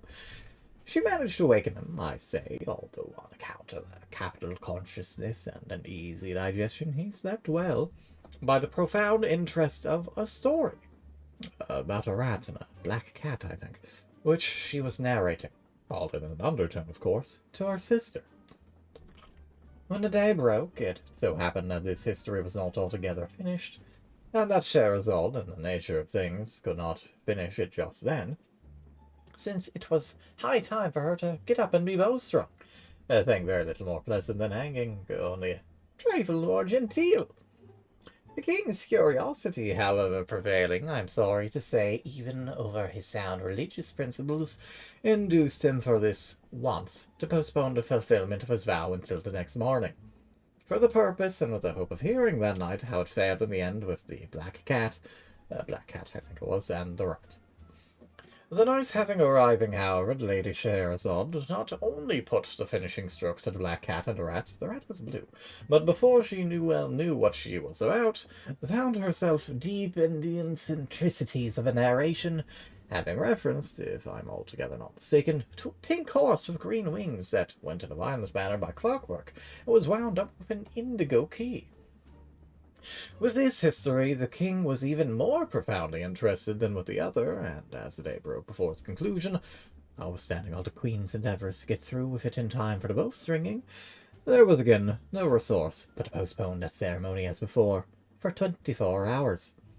The next night they're having a similar accident with similar result, and the next, and then the next, and then the next, and then the next, so that in the end the good monarch, having been unavoidably deprived of all opportunity to keep his vow during a period of no less than 1,001 nights, either forgets it altogether by the expiration of this time, or gets himself absolved of it in the regular way, or, what is more probable, breaks it outright, as well as the head of his father confessor. At all events, Scheherazade, who, being lineally descended from Eve, fell heir, perhaps, to the whole 7 baskets of talk, which the latter lady, we all know, picked up from under the trees in the Garden of Eden. Scheherazade, I say, finally triumphed, and the tariff upon beauty was repealed. Now, this conclusion, which is that of a story which we have upon record, is no doubt excessively proper and pleasant. But alas, like a great many pleasant things, it's more pleasant than true. I'm indebted altogether to this it or not for the means of correcting the error. Le mieux, says a French proverb, est l'ignore de buen, or whatever that means. And in mentioning that Scheherazade had inherited the 7 baskets of talk, I should have added that she put them out at compound interest until they amounted to 77. My dear sister, said she on the 1,002nd night, I quote the language of the is this or not at this point, verbatim. My dear sister, said she, now that all this little difficulty about the bowstring has blown over, and that this odious tax so happily repealed, I feel that I've been guilty of great indiscretion in withholding from you and the king, why, I'm sorry to say, snores, a thing no gentleman would do, the full conclusion of Sinbad the Sailor. This person went through numerous other and more interesting stories than those which I related, but the truth is I felt sleepy on a particular night of their narration, and so was seduced into cutting them short, a grievous piece of misconduct for which I only trust that Allah will forgive me. But even yet it's not too late to remedy my great neglect, and as soon as I've given the king a pinch or two in order to wake him up so far that he may stop making that horrible noise, I will forthwith entertain you, and him if he pleases, with the sequel of this very remarkable story. Hereupon the sister Scheherazade, as I have it from the Is It or Not, expressed no very particular interest or gratification, but the king, having been sufficiently pinched, at length ceased snoring, and finally said and then when the queen, understanding these words, which are no doubt Arabic, to signify he was at all attention, and would do his best not to snore any more. The queen, I say, having arranged these matters to her satisfaction, re-entered thus at once into the history of Sinbad the Sailor. At length, in my old age, these are the words of Sinbad himself, as retailed by Scheherazade, At length, in my old age, and after enjoying many years of tranquillity at home, I became once more possessed of a desire of visiting foreign countries. And one day, without acquainting any of my family with my design, I packed up some bundles of such merchandise as was most precious, and least bulky, and engaging a porter to carry them, went with him down to the seashore to await the arrival of any chance vessel that might convey me out of the kingdom into some region which I had not as yet explored. Having deposited the packages upon the sands, we sat down beneath some trees, and looked out into the ocean in the hope of perceiving a ship, but during several hours we saw none whatsoever. At length I fancied that I could hear a singular buzzing or humming sound, and the porter, after listening a while, declared that he could also distinguish it. Presently it grew louder, and then still louder, so that we could have no doubt of the object which caused it was approaching us. At length, on the edge of the horizon, we discovered a black speck, which rapidly increased in size until we made it out to be a vast monster, swimming with a great part of its body above the surface of the sea. It came toward us with an inconceivable swiftness, throwing up huge waves of foam around its breast, and illuminating all that part of the sea through which it passed with a long line of fire extending far off into the distance. As the thing drew near, we saw it very distinctly. Its length was equal to that of 3 of the loftiest trees that grow. It was as wide as the great hall of audience in your palace. O most sublime and munificent of the caliphs! Its body, which was unlike that of ordinary fishes, was as solid as a rock and of a jetty blackness throughout all that portion of it which floated above the water, with the exception of a narrow blood-red streak that completely begirdled it. The belly, which floated beneath the surface, and which they could only get a glimpse now and then as the monster rose and fell with the billows, was entirely covered with metallic spikes of a colour like that of the moon in misty weather. The back was flat and nearly white, and from it there extended upwards of 6 spines, about half the length of the whole body. This horrible creature had no mouth that we could perceive, but as if to make up for all this deficiency, it was provided with at least 80 of eyes, that protruded from their sockets like those of the green dragonfly. They were arranged all around the body in 2 rows, one above the other, and parallel to the blood-red streak, which seemed to answer the purpose of an eyebrow. 2 or 3 of these dreadful eyes were much larger than the others, and had the appearance of solid gold. Although the beast approached us, as I've before said, with the greatest rapidity, it must have been moved altogether by necromancy. For it had either fins like a fish, nor web-like feet like a duck, nor wings like the seashell which is blown along in the manner of a vessel, nor yet did it drive itself forward as do the eels. Its head and its tail were shaped precisely, only not far from the latter were 2 small holes that served for nostrils, and through which the monster puffed out its thick breath with a prodigious violence, and a shrieking, disagreeable noise. Our terror at beholding this hideous thing was very great, but it was even surpassed by our own astonishment, when, upon getting a near look, we perceived upon the creature's back a vast number of animals about the size and shape of men, and altogether much resembling them, except that they wore no garments, as men do, being supplied, by nature no doubt, with an ugly and comfortable covering, a good deal like cloth, but fitting so tight as to the skin as to render the poor wretches laughably awkward, and put them apparently to severe pain. On the tips of their heads were certain square-looking boxes, which at first sight I thought might have been intended to answer as turbans, but I soon discovered that they were excessively heavy and solid, and therefore concluded that they were contrivances designed, by their great weight, to keep the heads of the animals steady and safe upon their shoulders. Around the necks of the creatures were fastened black collars, badges of servitude, no doubt, such as we keep on our dogs, only much wider and infinitely stiffer, so that it was quite impossible for these poor victims to move their heads in any direction without moving the body at the same time, and thus they were doomed to perpetual contemplation of their noses, a view puggish and snubby in a wonderful, if not positively in an awful degree. When the monster had nearly reached the shore where we stood, it suddenly pushed out one of its eyes to a great extent, and emitted from it a terrible flash of fire, accompanied by a dense cloud of smoke. and a noise that I can compare nothing but thunder. As the smoke cleared away, we saw one of the old man animals standing near the head of the large beast with a trumpet in his hand, through which, putting it to his mouth, he presently addressed us in a loud, harsh, and disagreeable accents that perhaps we should have mistaken for language, had they not come altogether through the nose. Being thus evidently spoken to, I was at a loss how to reply, as I could in no manner understand what was said, and in this difficulty I turned to the porter, who was nearly swooning through affright, and demanded of him his opinion as to what species of monster it was. What I wanted, and what kind of creatures those were that so swarmed upon its back. To this the porter replied, as well as he could for trepidation, that he had once before heard of this sea beast, that it was a cruel demon, with bowels of sulphur and blood of fire, created by evil genii as a means of inflicting these vermin. My apologies. As a means of inflicting misery upon mankind. That the things upon its back are vermin, such as sometimes infest cats and dogs, only a little larger and more savage, and that these vermin had their uses, however evil, for through the torture they caused the beast by their nibbling and stingings, it was goaded into that degree of wrath which was requisite to make it roar and commit ill, and so fulfil the vengeful and malicious designs of the wicked genii.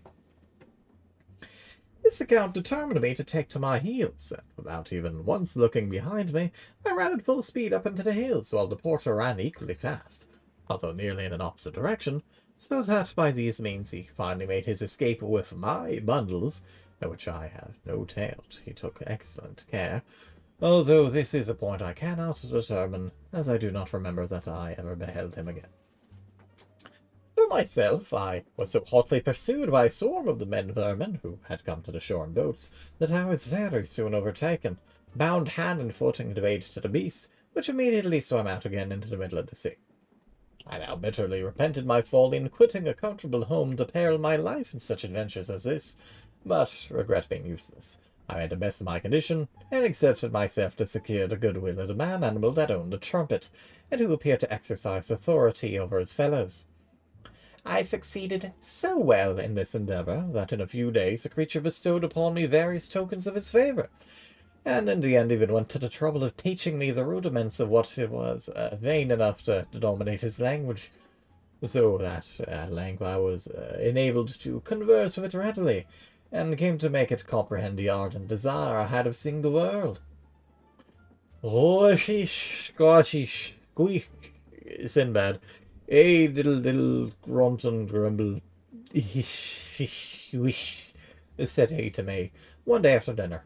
But I beg 1,000 pardons, I had forgotten that your majesty is not conversant with the dialect of the cockneys, so the man-animals were called. I presume because their language formed a connecting link between that of the horse and that of the rooster. With your permission, I will translate.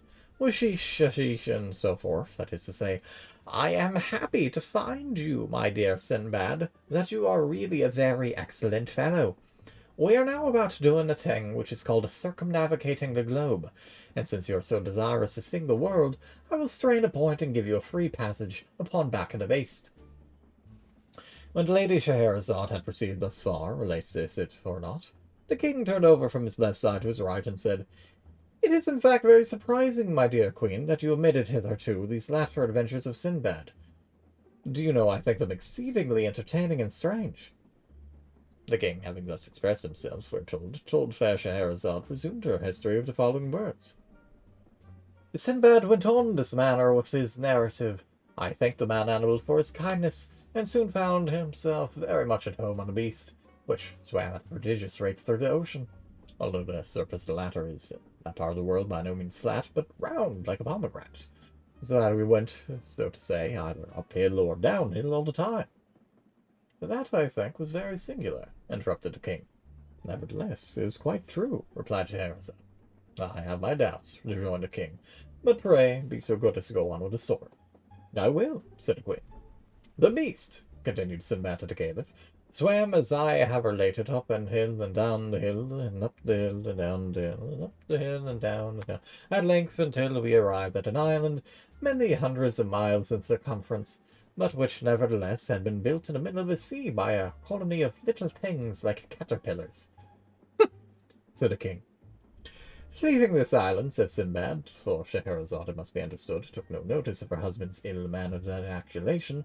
Leaving this island, we came to another where the forests were of solid stone, and so hard that they shivered to pieces the finest tempered axes with which we endeavoured to cut them down, said the king again, but Scheherazade, paying him no attention, continued in the language of Sinbad.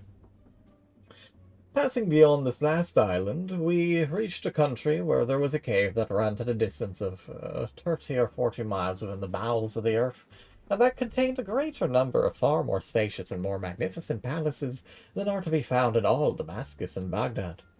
From the roofs of these palaces there hung myriads of gems, like diamonds, but larger than men, and in among the streets, towers, and pyramids and temples there flowed immense rivers as black as ebony, and swarming with eyes that had no fish. By which, of course, she meant to say, swarming with fish that had no eyes, I should hope. Again, said the king. We then swam into a region of the sea where we found a lofty mountain, down whose side there streamed torrents of melted metal, some of which were 12 miles wide and 60 miles long, while from an abyss on the summit issued so vast a quantity of ashes that the sun was entirely blotted out from the heavens, and became darker than the darkest midnight, so that when we were even at the distance of 150 miles from the mountain, it was impossible to see the whitest object, however close we held it to our eyes, said the king. After quitting this coast, the beast continued his voyage until we met with land in which the nature of things seemed reversed, for we saw a great lake, at the bottom of which, more than 100 feet beneath the surface of the water, there flourished in full leaf a forest of tall and luxuriant trees, said the king. Some 100 miles farther on brought us to climate where the atmosphere was so dense as to sustain iron or steel, just as our own does feather. Fiddle-dee-dee, said the king. Proceeding still in the same direction, we presently arrived at the most magnificent region in the whole world. So after meandering a glorious river for several thousands of miles, this river was of unspeakable depth and of a transparency richer than that of amber. It was from 3 to 6 miles in width, and its banks, which arose on either side to 1,200 feet in perpendicular length, were crowned with ever-blossoming trees and perpetual sweet-scented flowers that made the whole territory one gorgeous garden. But the name of this luxuriant land was the Kingdom of Horror, and to enter it was inevitable death, said the king.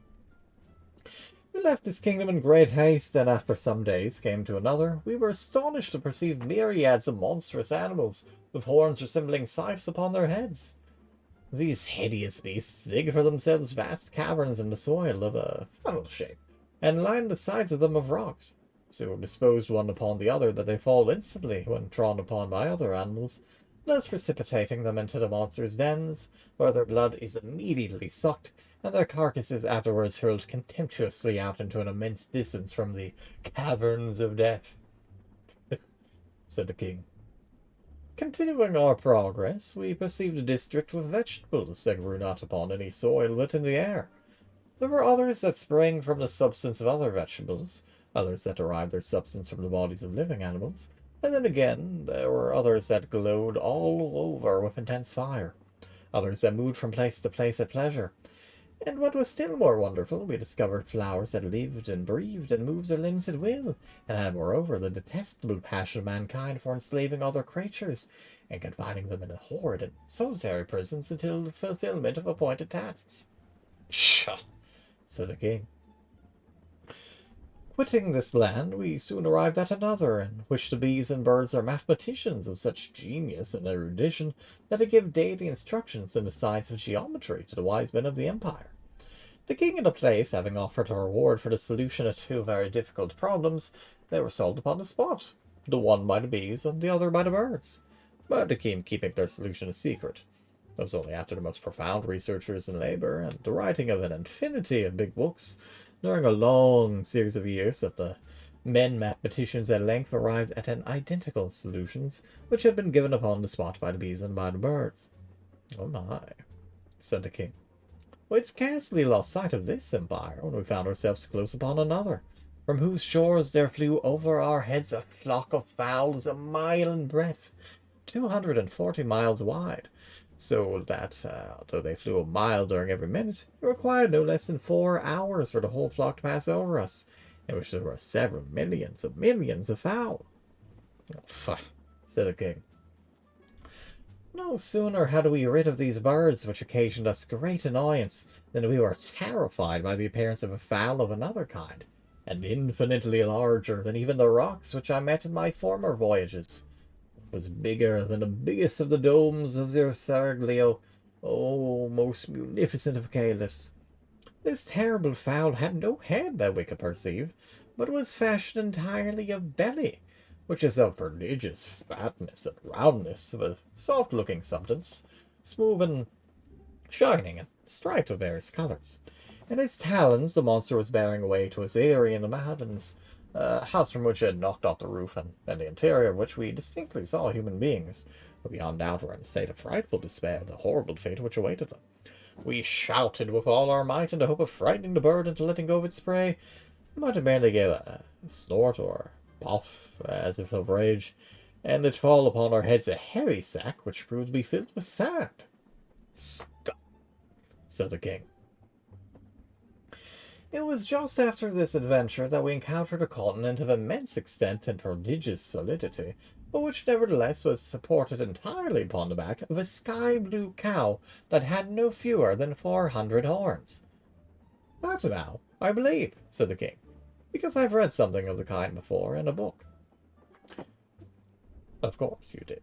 We passed immediately beneath this continent, swimming in between the legs of the cow, and after some hours found ourselves in a wonderful country indeed, which I was informed by the man-animal was his own native land, inhabited by things of his own species. This elevated the man-animal very much in my esteem, and in fact I now began to feel ashamed of the contemptuous familiarity with which I had treated him, for I found that the man-animals in general were a nation of the most powerful magicians, who lived with worms in their brain, which no doubt served to stimulate them by their painful derivings and wrigglings to the most miraculous efforts of imagination. "Nonsense," said the king. "Among the magicians were domesticated several animals of very singular kinds. For example, there was a huge horse whose bones were iron and whose blood was boiling water. In place of corn he had black stones for his usual food. Yet in spite of so hard a diet, he was so strong and swift that he would drag a load more weighty than the grandest temple in this city, at a rate surpassing that of the flight of most birds." "Tall," said the king. "I saw also among these people a hen without feathers, but bigger than a cow. Instead of flesh and bone she had iron and brick. Her blood, like that of the horse, to whom in fact she was nearly related, was boiling water, and like him she ate nothing but wood or black stones. This hen brought forth very frequently 100 chickens in a day, and after birth they took up their residence with several weeks within the stomach of their mother." "Falah," said the king. "One of this nation of mighty conquerors created a man out of brass and wood and leather, and endowed him with such ingenuity that would have been a chess. All the race of mankind, with the exception of the great Caliph, Haroun al-Rashid. Another of these magi constructed, of like material, a creature that put to shame even the genius of him who made it, for so great were its reasoning powers that in a second it performed calculations of so vast an extent that they would have required the united labour of 50,000 fleshy men for a year. That a still more wonderful conjurer fashioned for himself a mighty thing that was neither man nor beast, but which had brains of lead, intermixed with a black matter like pitch, and fingers that it employed with such incredible speed and dexterity that it would have had no trouble in writing out 30,000 copies of the Koran in an hour. And this with so exquisite a precision that in all the copies there should not be found one to vary from another by the breadth of the finest hair. This thing was of prodigious strength, so that it erected or overthrew the mightiest empires at a breath, but its powers were exercised equally for evil and for good." "Ridiculous," said the king. "Among this nation of necromancers there was also one who had in his veins the blood of the salamanders, for he made no scruple of sitting down to smoke his shivok in a red-hot oven until his dinner was thoroughly roasted upon its floor. Another had the faculty of converting the common metals into gold, without even looking at them during the process. Another had such a delicacy of touch that he made a wire so fine as to be invisible. Another had such quickness of perception that he counted all the separate motions of an elastic body, but it was springing back and forth at a rate of 9,100,000,000 runs at times in a second. Absurd, said the king. Another of these magicians, by means of a fluid that nobody ever saw, could make the corpses of his friends brandish their arms, kick out their legs, fight, even get up and dance at his will. Another had cultivated his voice to so great an extent that he could have made himself heard from one end of the world to the other. Another had so long an arm that he could sit down in Damascus and indite a letter at Baghdad, or deal at any distance whatsoever. Another commanded the lightning to come down to him out of the heavens, and it came at his call, and served him for a plaything when it came. Another took two loud sounds, and out of them made a silence. Another constructed a deep darkness out of two brilliant lights. Another made ice in a red-hot furnace.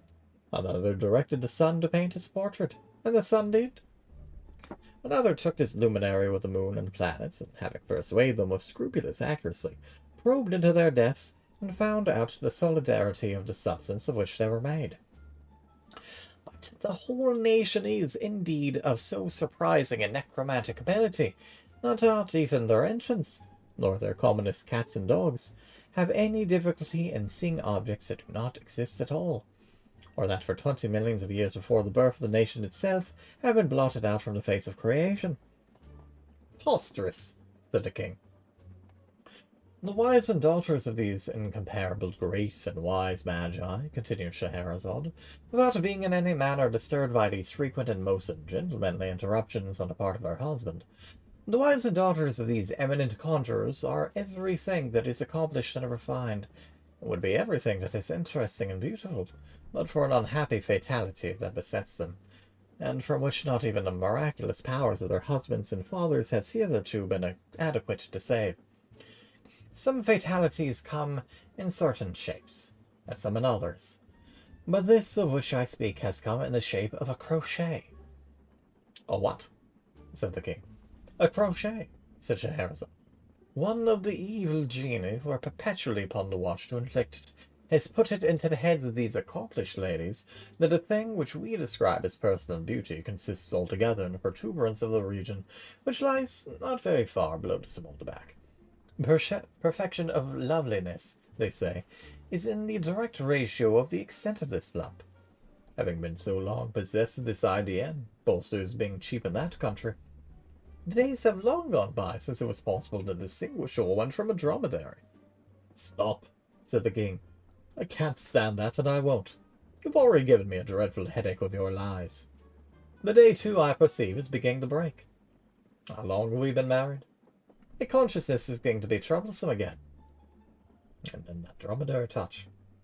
Do you take me for a fool? Upon the whole, you might as well get up and be throttled. These words, as I learned from the Is It or Not, both grieved and astonished Scheherazade, but as she knew the king to be a man of scrupulous integrity and quite unlikely to forfeit his word, she submitted to our fate with a good grace.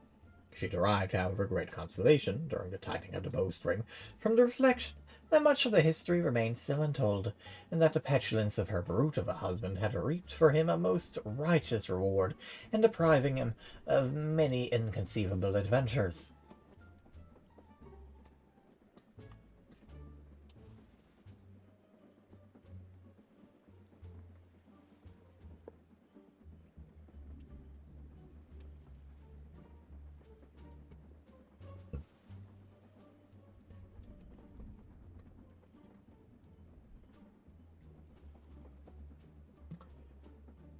Incidentally, there are notes for this story. There are 34 notes that I did not go over for each of these, pointing out how there are a number of these that are references to other books, to existing fungi and flora, to existing locations in the earth, such as the petrified forest here in Texas. Not to mention the fact that obviously such things such as the automaton chess player, which, if memory serves, was a fake, and Babbage's calculating machine obviously exist.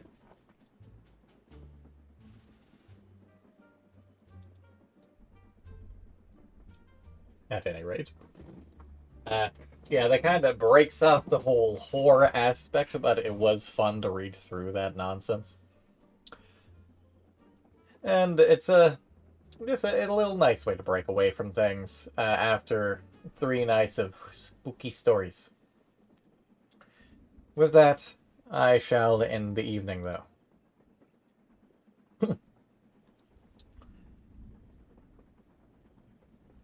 There shall be a stream sometime on Friday, the 31st, the spooky day of spooky month, All Hallows Eve, Halloween. I still know not exactly what I'm going to be doing that day. I'm not 100% sure as to the time. I do work the next morning, so we'll see how things go. I know Sean's going to be streaming that day, so I'm going to try to start sometime after he ends. So we'll see how things go. In the meanwhile, my thanks to everyone who popped in, as well as... Ow, my jaw. As well as everyone who's watching the VOD. Obviously, we had Timmy pop in earlier. We had Saigoku briefly coming in. Hopefully, Lily is lurking out there somewhere. Fingers crossed that Gray may listen to these to sleep to at some point, and hopefully he might not be woken by the louder or sillier moments. But yeah. Ugh, my throat. Hopefully all y'all enjoyed the story reading, and we'll see when I get around to reading more stuff in the future. But it's a fun change of pace now and again, and I do enjoy reading through some of these things. Even if I'm not 100% familiar with the material, or make mistakes, or have a 50-50 chance of pronouncing something correctly.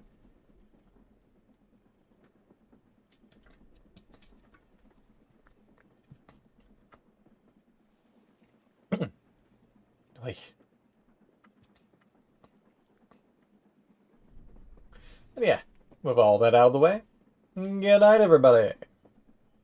Or, good morning.